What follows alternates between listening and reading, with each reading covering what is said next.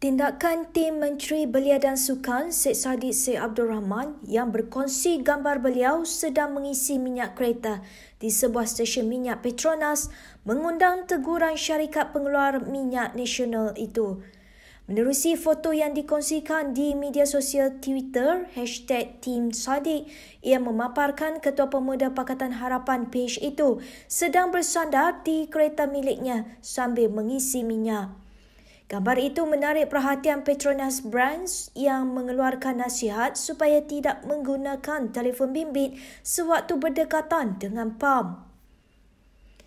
Teguran Petronas Brands itu mendapat perhatian netizen yang rata-ratanya bersetuju dengan teguran berkenaan dan menyifatkannya sebagai mengundang bahaya. Melalui gambar yang dimaknai itu, Syed Saddiq dipercayai dalam perjalanan ke Cameron Highlands bagi membantu kempen pilihan raya kecil PRK yang sedang berlangsung.